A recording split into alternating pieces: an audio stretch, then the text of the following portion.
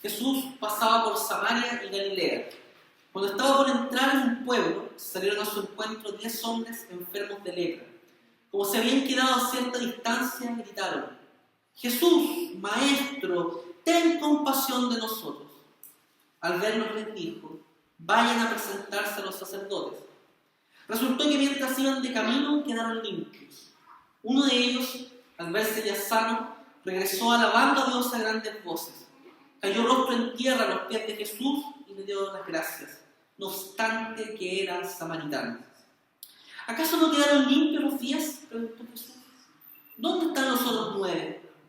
¿No hubo ninguno que regresara a dar gloria a Dios excepto este extranjero? Levántate y vete, le dijo el hombre, tu fe te ha sanado. ¿Cómo me relaciono con mis vecinos? Es el sermón que tenemos en esta hora, relacionado con nuestra serie de mensajes, la visión de Dios y la vida de la iglesia. Y quisiera reportarnos a una tarde común y corriente después de una jornada ardua, ya sea de estudio o de trabajo. ¿Qué es lo que tú buscas cuando llegas a casa después de una jornada ardua de trabajo? Con seguridad me atrevería a decir que lo único que uno espera es que se haga realidad aquello que dice un spot publicitario de una bebida: haz todo, haz nada, ¿cierto? Uno quisiera, después de haberlo hecho todo, llegar y hacer nada. Descanso, tranquilidad, seguridad, salida de la rutina, naturalidad, son cosas que nosotros buscamos cuando llegamos a nuestra casa después del trabajo. Y nada de eso está mal en sí mismo. Solo se transforma en un problema cuando eso produce ensimismamiento. Cuando produce que nosotros nos miremos solo el ombligo y pensamos que el mundo y todo el sistema solar y todo el universo gira en torno a nosotros. Cuando en realidad eso no sucede. Porque nosotros siempre tenemos que poner la vista en nuestras fuerzas. Hay una palabra que lamentablemente reporta momentos de horror, pero que ya ha cambiado con el tiempo su significado y ha dado cuenta de un fenómeno que se da en la sociedad. Esta palabra son los guetos. ¿Han escuchado esa palabra? Probablemente si vieron alguna película de la Segunda Guerra Mundial relacionada con el problema judío, habrán visto algunos guetos que los alemanes nazis formaban para separar a los judíos de la ciudad de aquellos que tenían una raza superior. Bueno, los guetos hoy día en la sociedad no solo tienen que ver con pobreza o con personas que son separadas de la sociedad, sino que también hoy día se viven fenómenos de guetos en la clase media y en la clase alta. ¿Por qué razón? Porque la gente busca separarse, irse a barrios donde no se tenga contacto o el menor contacto posible con personas de otro sector social. De hecho, desde los años 90 en adelante, Chile se llenó de condominios construidos como tales o condominios de hecho, poblaciones, villas que comenzaron a poner rejas para que nadie entrara en esos lugares. Esa transformación social que se vivió en este país ha generado un fenómeno de amurallamiento y enrejamiento. Vivimos adentro de nuestras casas y no hacia afuera, como hace algún tiempo en este país se vivía. ¿A cuántos niños ves tú hoy día jugar en la calle a la pelota, una pichanga? Vivimos hacia adentro. La vivienda segura, el espacio amable para nuestros niños.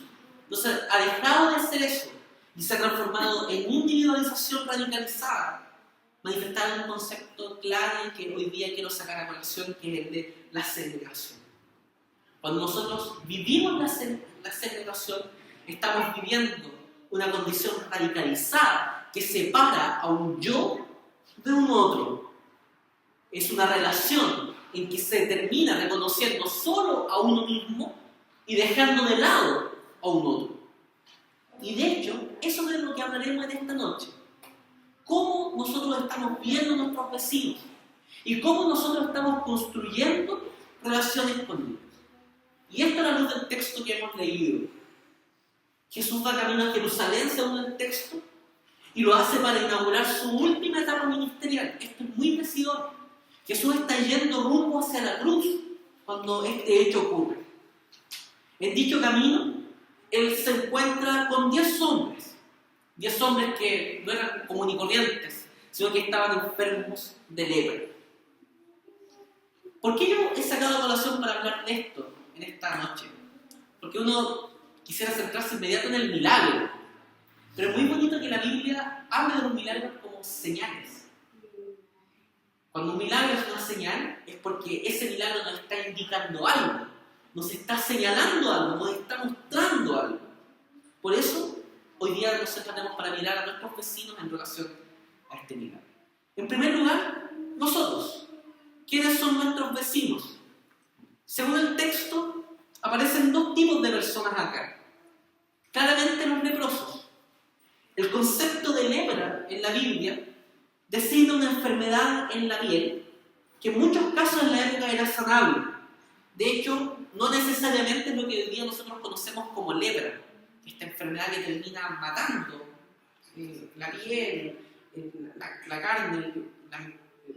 Recuerdo en este momento un documental que nos mostraron de juventud con una misión llena de leprosaurios en India y compartiéndoles el evangelio, bautizándolos cuando se convertían. Y recuerdo un médico de Jucum levantando la pierna de un leproso, toda llagada, y dijo: si nosotros tomáramos un serrucho y le cortáramos a sangre fría esta pierna, este hombre no sentiría nada por lo carcomido que tenía su piel. Bueno, en este caso, en el tiempo de la Biblia, la lepra no solo representaba eso, sino que podía ser una mancha en la piel, una erupción. De hecho, no era un médico el que designaba que algo era lepra, sino un sacerdote. Y en ese momento se separaba a la persona de la comunidad y era considerada impura. De hecho, si uno lee los evangelios, uno puede darse cuenta que se da mucho énfasis al aspecto de la impureza legal.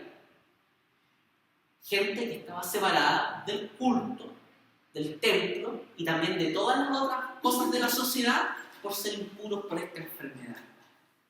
Luego, si había una sanidad, esta persona tenía que vivir todo un proceso de purificación para poder hacerse parte de la vida comunitaria y particularmente de la espiritualidad del templo.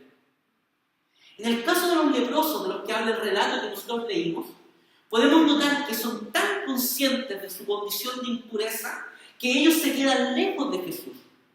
Dice el texto que, como se habían quedado a cierta distancia, gritaron: Jesús, Maestro, ten compasión de nosotros. O sea, ellos estaban conscientes, tenían en su mente grabado que eran impuros y no podían acercarse a esta persona. Pero como conocían o habían escuchado de Jesús, es que le piden solo su compasión.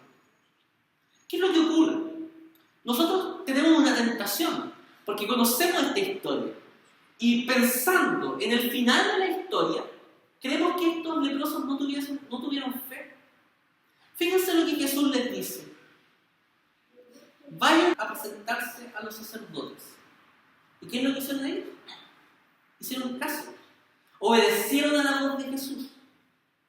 Fíjense en la fe que tenían estos hombres, de que Jesús les podía sanar.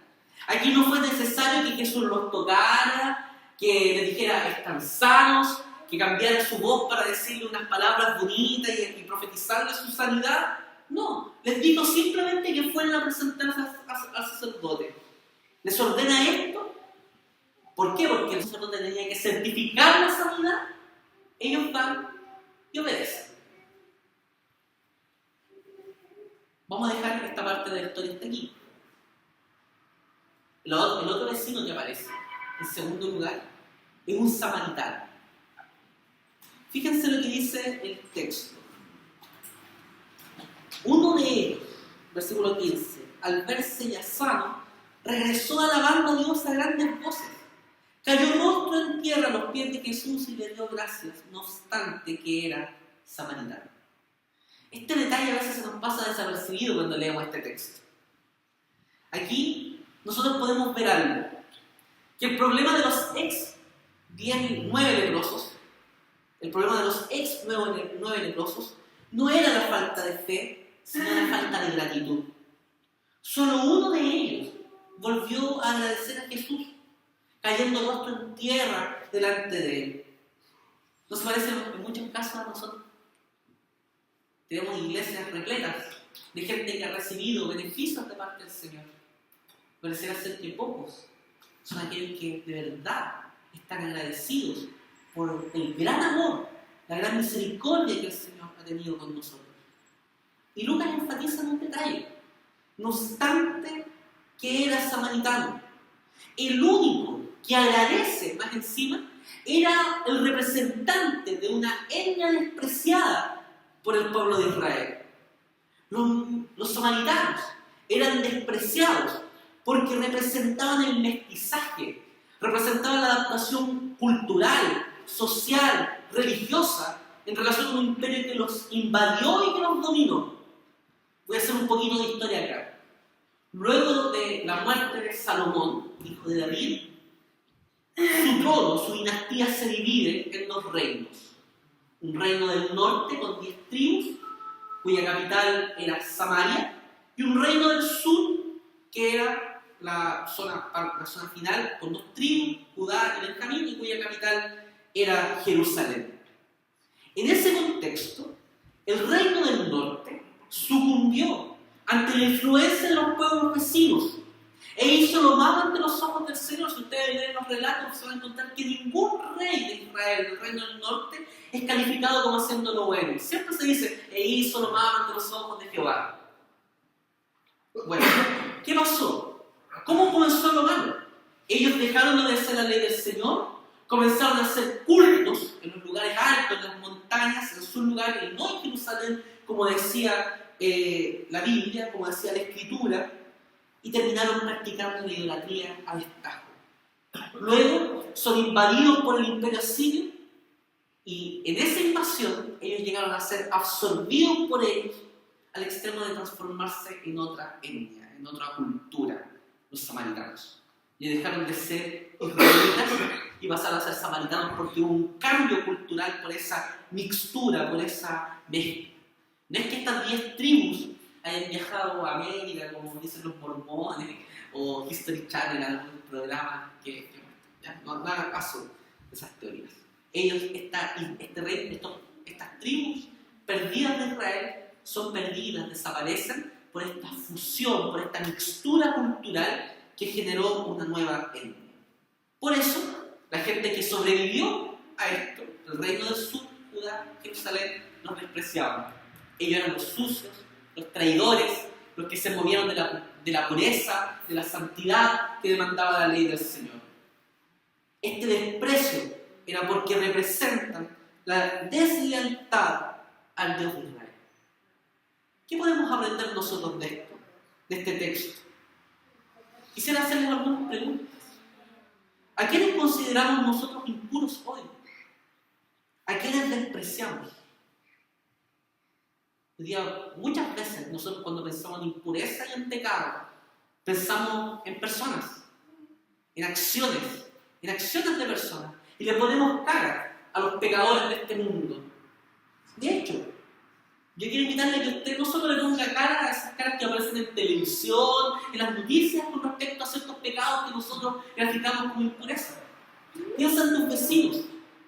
Ponle rostro a tu propia segregación, a tu propio comportamiento como estos israelitas que separaban a samaritanos y que también no tenían en cuenta a los leprosos ni ninguna actitud de misericordia con ellos. ¿Sabes qué? Cuando tú le pones rostro a tu segregación y comienzas a hacer caso del Evangelio, que hay que acercarse a todas las personas y comunicarles el mensaje de Jesucristo, con toda seguridad tú vas a sorprenderte de cuántos vecinos reaccionarán positivamente al presentarle instancias para conversar del Evangelio. ¿Sabes por qué? Porque todos nosotros tenemos un sentido de lo divino, una necesidad de Dios, un vacío que, como diría Blas Pascal, solo Dios puede llenar en nuestro corazón. Cientos de miles de personas hoy día tienen sed y hambre y están tomando cualquier agua y comiendo cualquier pan mientras nosotros estamos encerrados cómodamente en nuestros templos y en nuestras casas. Olvidamos que somos mendigos, diciéndole a otros mendigos dónde conseguir pan. Esto de este texto debería removernos la conciencia, porque esto reporta lo que el Antiguo Testamento decía, que todos los pueblos son convocados a adorar al Señor. Aquí es un samaritano el que glorifica a Dios. No necesitamos construir un culto a la medida de consumidores de fe, con cosas demasiado bonitas para que la gente llegue y se deleite. Evidentemente, ojo, no estoy queriendo hacer aquí una defensa de la mediocridad o de la falta de preparación ni nada de eso. Por el contrario, yo creo que todo eso tiene que estar en el culto, de tal manera que todos nosotros nos sintamos bien en este lugar. Pero eso es secundario, es de poca importancia al lado de que tú y yo estemos adorando al Señor. ¿Y sabes qué? Si nosotros estamos adorando al Dios de la vida, cuando vengan los samaritanos de este tiempo, los leprosos de este tiempo, también van a terminar adorando al Señor. En segundo lugar, nosotros, ¿qué podemos aprender de Jesús? Y aquí simplemente vemos la compasión del Señor. Cristo es el buen pastor que apacienta el redil con sumo cuidado. Eso lo podemos ver cada día. De hecho, nadie nos puede arrebatar de la mano del Señor. Jesús mira con compasión a los leprosos y a los samaritanos y actúa para cambiar sus vidas. ¿Has sentido la misericordia de Dios en tu vida? ¿Has sido perdonado? ¿Has notado el gozo y la libertad que produce el perdón en tu vida? ¿Dios te ha cuidado cuando lo has necesitado? ¿Dios te ha sostenido en el momento de mayor dificultad de tu vida? ¿Notas cómo Dios dirige cada paso de tu vida, no dejando fuera ningún detalle? Incluso cuando el momento parece más oscuro, en esos momentos puedes tener la certeza de que Dios está allí presente contigo en todas circunstancias de la vida. Si nosotros reconocemos todas estas cosas, una vida llena de gracia nos debiese llevar a mirar a otros con la misma gracia que el Señor nos ha mirado. Cuando hemos sido fortificados por el Señor, vemos a los débiles que hay alrededor de nosotros con amor y no con arrogancia, no imponiendo pesadas listas de moral sobre las personas, listas de moral que ninguno de nosotros puede llevar. Somos llamados a ser luz que alumbra y no luz que encandila. Y el ejemplo de la primera iglesia presbiluterana de Springfield cae de cascón, Ned Flanders. Es luz, no que alumbra, aunque tiene muchas cosas buenas Flanders. No le gustan los Beatles, es fanático de los Beatles. Pero más allá de eso, él es luz que encandila. Su mundo perfectirijillo no está al alcance de nadie. ¿Qué es lo que produce la luz que tú tienes con la gente que te conoce? ¿Produce alegría conocer el Evangelio cuando la gente te conoce? ¿Produce cambio? ¿Produce un interés por Jesucristo? ¿O simplemente produce rechazo? Porque tu vida, que aparentemente parece perfecta, termina alejando a las personas. Fijémonos en la sanidad que realiza Jesús. Versículo 19. Levántate y vete, le dijo al hombre. Tu fe te ha sanado. De hecho, este texto, si uno pone atención en el texto original, uno podría darse cuenta que podría ser traducido. De hecho, algunas personas así lo traducen como tu fe te ha salvado. La sanidad que Jesús realizó en el samaritano, ex leproso, no solo dijo relación con su cuerpo, ya le estábamos preguntando, ¿cierto? Sus manos que eran limpias, ahora son sanas. No solo sus manos fueron limpiadas, no solo su piel fue sanada, sino que su corazón, su vida completa, toda su existencia fue sanada por Jesucristo. Fue el Señor el que lo transformó integralmente. El hecho de que volviera es simplemente una señal de su regeneración. Los otros 9 no fueron regenerados. Vieron el milagro, vieron el beneficio de la mano del Señor, pero ellos no volvieron a Jesús. No hubo ese cambio. Aquí hubo un muerto que pasó a la vida, un corazón de piedra, fue transformado en un corazón de carne. Quiero darte una buena noticia. El Señor Jesús cumplirá su propósito en nosotros, sanando todo lo que haya que sanar en nuestra vida. Piensa en ti. y piensa en todas las áreas dañadas e imperfectas y que no cuadran en tu vida. Cristo tiene el poder para sanar y restaurar todas esas áreas de tu vida. ¿Sabes qué? Tu fe te ha salvado. Tu fe te ha sanado. Y eso es lo que debemos creer. Ahora bien, ¿cuántos de nosotros nos preocupamos por las circunstancias de nuestros vecinos? ¿Estamos dispuestos a tender nuestra mano para ayudar en la necesidad? ¿Estamos dispuestos a colaborar en la sanidad de todos quienes la buscan? ¿Te preocupas de tu vecino? ¿Te preocupas de tus necesidades? ¿Te has fijado que a veces los inconversos se comportan de mucha mejor manera que nosotros en muchas circunstancias? Eso, más que dudar de lo que dice la Biblia, déjese ser, debiera llevarnos a dudar de nosotros mismos y a pedir perdón. ¿Te has puesto en los zapatos de tu vecino que tiene tanta necesidad como tú? ¿Te has puesto en la necesidad de la gente que vive en tu comunidad, aquí en esta comunidad, refugio de gracia, para pensar misericordiosamente? ¿Has pensado en cuántas personas llegan intoxicadas a nuestra iglesia, intoxicadas de experiencias, con sus familias, con sus amigos, en sus relaciones, en su trabajo, inclusive en sus iglesias anteriores? Y vienen aquí, a este espacio, a buscar sanidad y la proclamación del Evangelio. Nosotros debemos ver que somos instrumentos también para llevar sanidad y paz a las vidas. Y es aquí donde la no discriminación de Jesús es fundamental tenerla en cuenta. Jesús tiene frente suyo a leprosos y los sana. Tiene frente suyo a un samaritano y los salva. Números capítulo 12, versículo 12, señala que los leprosos eran muertos en vida. Pensemos en el vecino, en nuestro vecino de la peor calaña, en el conocido de la peor calaña, de aquel que nosotros sentimos vergüenza ajena por lo que hace, que está muerto en vida, que exuda condenación. ¿Cómo nosotros lo miramos?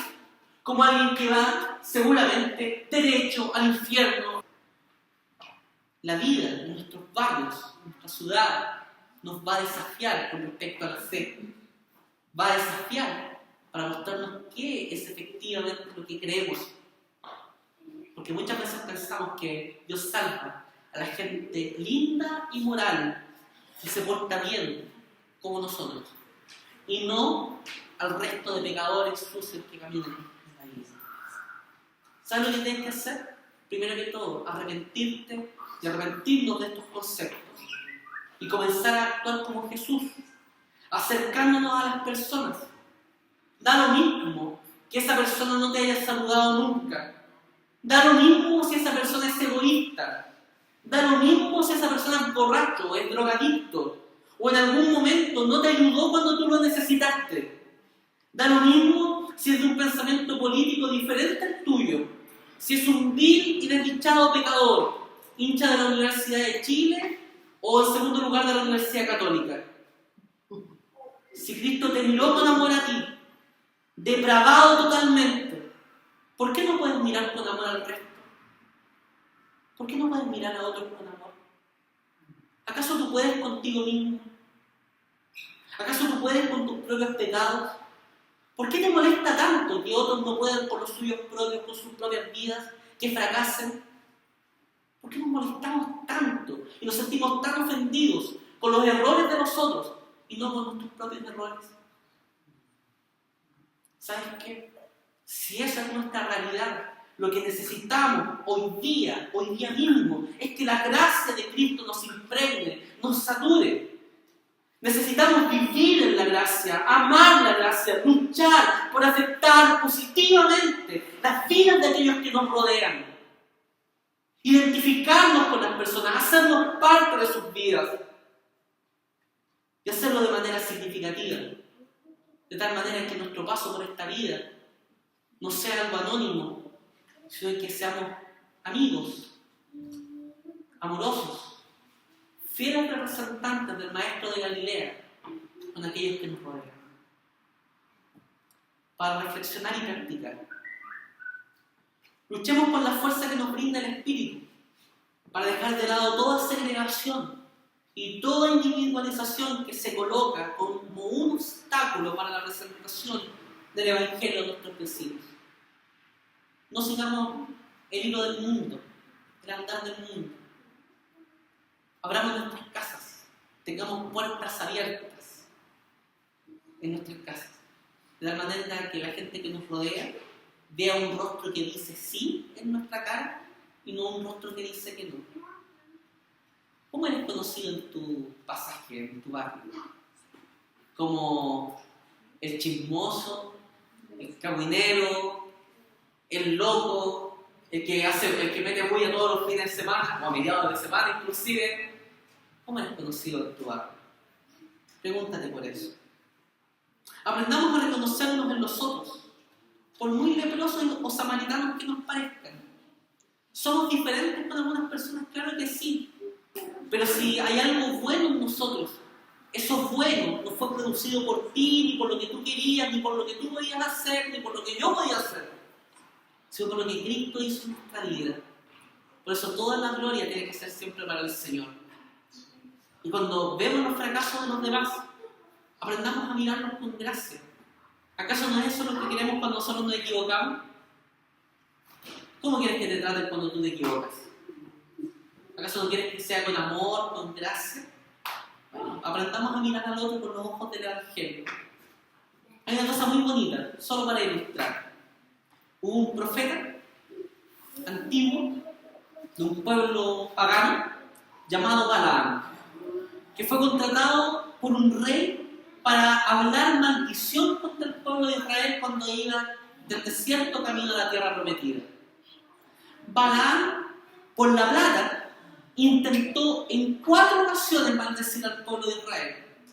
Y las 4 ocasiones no pudo hacerlo, porque él estaba dispuesto a que solo hablaría lo que el Señor pusiera en su boca. ¿Saben lo que ocurrió en la segunda ocasión? Que Balaam, motivado por Dios, dice lo siguiente: no veo pecado en mi pueblo. Cuando Balaam dice eso, yo lo leo ahí en Números, pienso, me equivoqué de Biblia. Esta debe ser una mala traducción, porque si tú lees el Éxodo, Levítico, Números, te vas a dar cuenta que si hay algo que tenía Israel era pecado, murmuración, enojo, rabia contra Dios, le faltaba el agua y ya, Moisés el culpable, porque no estamos acá, nos vamos a morir. Estábamos mejor en Egipto. Si teníamos carne, teníamos ajos. Estábamos mejor allá, celebrando, pasándolo bien. Éramos esclavos, pero eso da lo mismo. Aquí nos vamos a morir en el desierto. Puro pecado, pura maldad. ¿Pero sabes cómo Dios miraba a su pueblo? Como si no tuviera pecado. ¿Sabes qué? Metafóricamente hablando, Dios cuando te ve y Dios cuando me ve, ocupa unos lentes así de gruesos que tienen un filtro de gracia, de amor, de misericordia para mirarnos precisamente sin pecado. Y eso solo es posible por la sangre de Jesucristo. Aprende a mirar al otro así, con los ojos del Evangelio, de tal manera que tú puedas hacer la bendición para su vida. Jesús dijo a sus discípulos en la etapa final de su ministerio que a causa de la maldad el amor de muchos se enfriará. Y eso lo podemos ver en la realidad hoy día. El amor se va acabando cada día por las dudas, por la incredulidad, por el escepticismo a relacionarse con los demás. Esa realidad que nosotros vemos en nuestra cotidianidad no debe ser nuestra realidad. Recuerden que la gente que es no creyente, nuestros vecinos, deben conocernos por algo.